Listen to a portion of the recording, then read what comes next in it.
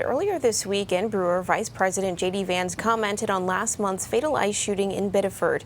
He told the crowd that the Trump administration and the Department of Homeland Security were looking into the circumstances of Johan Guerrero's death. And while Democrats get extremely agitated about this case, again, we're investigating that case. They're being dishonest if they say that we're not investigating that case. Now, an attorney for the Guerrero family is speaking out, saying no federal agency has contacted him or the family so far, nor has any federal agency explained the scope of that investigation to the family or who is even leading it.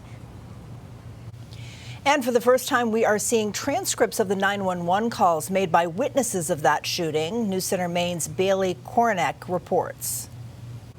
The call transcripts were shared with us by the Office of the Maine Attorney General Litigation Division. It shows 6 calls made between 7:18 and 7:37 a.m.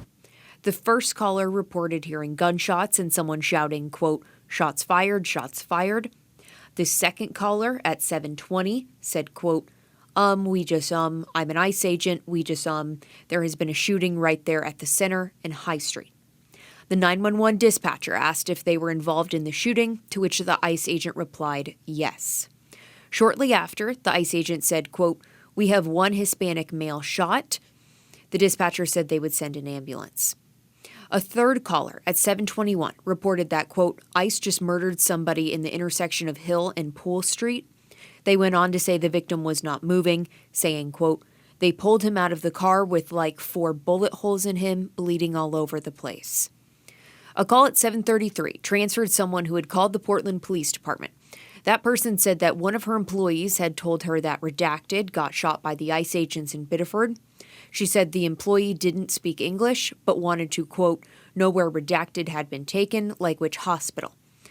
The last call started at 7:37 and was from a Spanish speaker. A translator was put on the line. The dispatcher said they had limited information and that the caller should, quote, "try to flag an officer down and speak with them in person." The caller hung up shortly after. At 8 a.m. on July 13th, the dispatcher confirmed with CENTER Maine that a person was shot by ICE agents in Biddeford. At 8:15 p.m. that day, Senator Angus King's office identified the victim as Johan Sebastian Guerrero.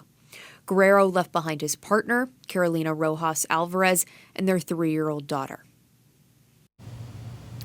That was Bailey Kornick reporting. A new report from the Maine Immigrants' Rights Coalition shows that ICE detentions in Maine for 2026 have surpassed the numbers in 2024 and 25 combined.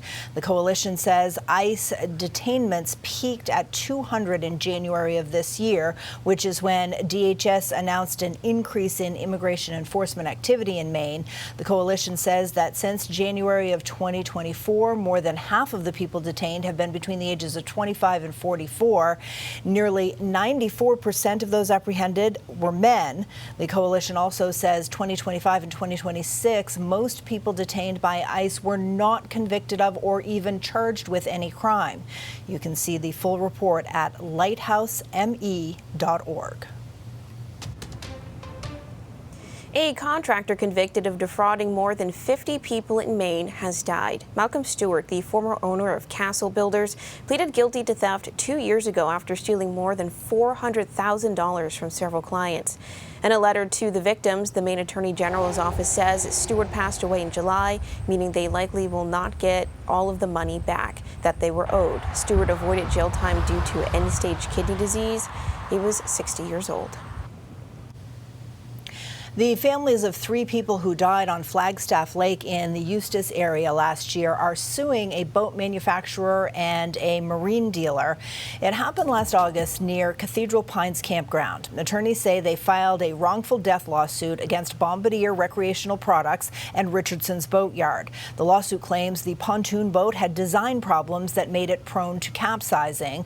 Bombardier had issued a safety recall for some Sea-Doo switch pontoon boats months before the incident. The suit claims the boat involved had received the recall repair, however, that repair did not fix the underlying problem. Attorneys are seeking damages for the 3 people who died and the 2 survivors. We reached out to both defendants for comment. A spokesperson for Bombardier says it will not comment on pending litigation, and we have not yet heard back from Richardson's Boatyard. A 17-year-old from New Hampshire has been taken into custody following a reported threat to Halldale High School in Farmingdale, Maine. The Kennebec County Sheriff's Office says the teenager is a former student at Halldale and made threats about hurting students while gaming online. Detectives from Hillsborough, New Hampshire say they took the teen into protective custody and found he didn't have any weapons. They say he is being evaluated for mental health issues. Officials say there are no charges at this time. A man from Dalton, New Hampshire is in custody after allegedly stealing a fire truck while his home was on fire. New Hampshire State Police say early yesterday morning, firefighters responded to the house fire. The town of Dalton is about an hour northwest of Freiburg. Police say the homeowner, Nestor Roman, stole a fire truck. They say he hit another fire truck, drove over water supply lines, and damaged multiple fences. Police also say someone called 911 to report the stolen truck had crashed into their house and that the suspect was attempting to steal items from their porch. Roman is facing numerous charges, including reckless conduct with a dangerous weapon, burglary, and resisting arrest.